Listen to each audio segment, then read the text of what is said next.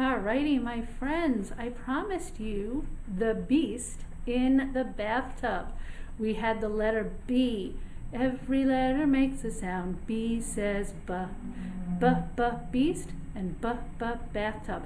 What I also like about this story, this week we're talking about things that we listen to, things that we hear with our ears, and there's two times in this story where this little boy's grown-ups, they know the boy is up to something because they are listening and they can hear something going on. So here we go, the beast in the bathtub.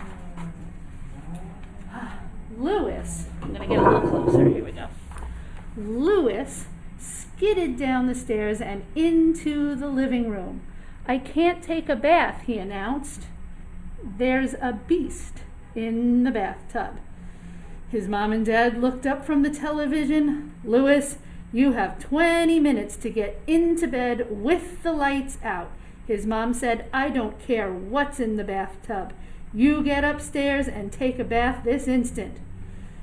"All right," said Louis, "but you'll be sorry if the beast eats me." Do Mom and Dad believe that there's a beast in the bathtub? Maybe they think he's making it up.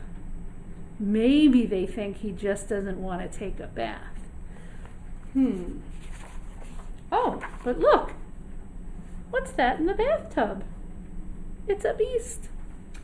So Louis went back upstairs and into the bathroom. He stared at the enormous green beast that sat in the tub. "Move over, beast," he said. "My mom says I have to take a bath." It was a tight fit, but Louis squeezed in and the beast propped his scaly jaw on Louis's head. The only problem then was that Louis couldn't reach the back of his neck. "Beast," said Louis, "would you please scrub my neck? And while you're at it, please check behind my ears."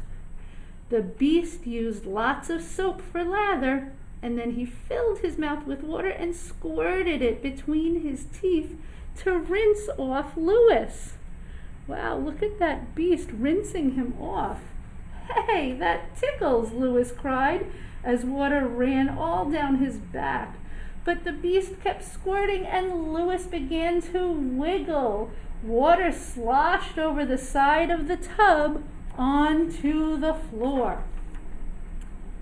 Louis jumped out, filled a glass with cold water, and tossed it at the beast. "Got you," he said. The beast grinned a toothy grin, and he slapped his tail. See how he's slapping his tail onto the water? What's that going to do? Yep, that's right. It's going to make a really big splash. Water sprayed the walls, the sink, the floor, and Louis.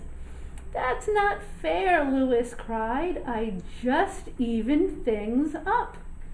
"Louis," his father called, "what's going on up there?" Why is Louis's father asking what's going on up there? Last Dad knew, Louis was taking a bath.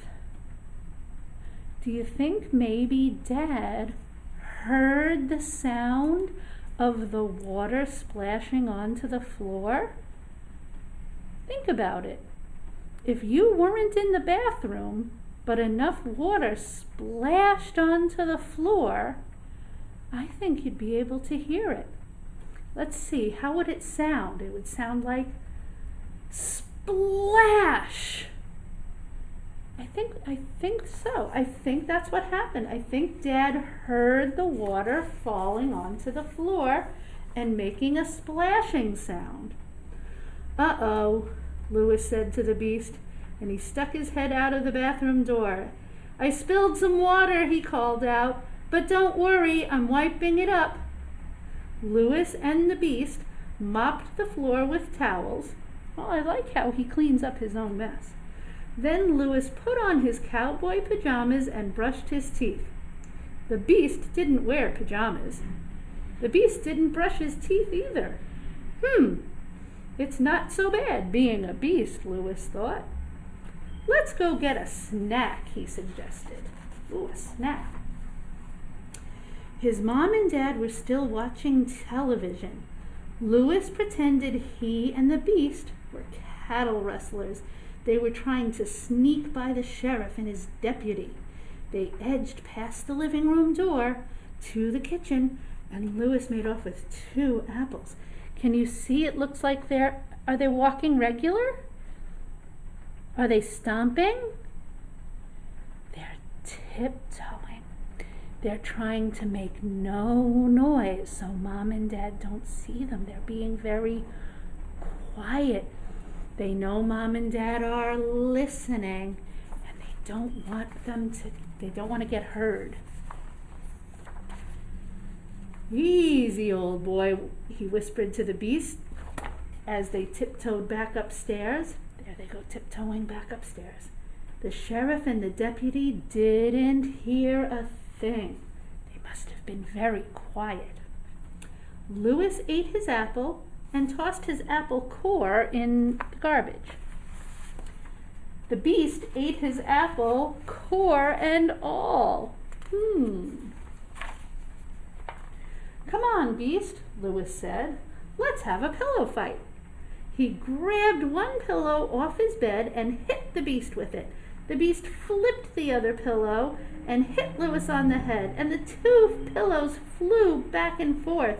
And then, crash! The beast missed Louis, and he hit a can of marbles instead. The marbles are little glass balls. They're little, and there's a lot of them in a jar. The marbles bounced to the floor and rolled in every which direction. For heaven's sake, Louis, it was his mom calling this time, what's going on? I think Mom heard something. I think Mom heard the marbles fall on the floor and roll around. She was listening. The marbles fell over, Louis answered, but I'm picking them up now. Hurry up then and get into bed. Daddy and I will be up in 5 minutes to kiss you goodnight. The beast swept the marbles together with his tail while Louis picked them up. Can you see all those little marbles, all those little glass balls all over the floor?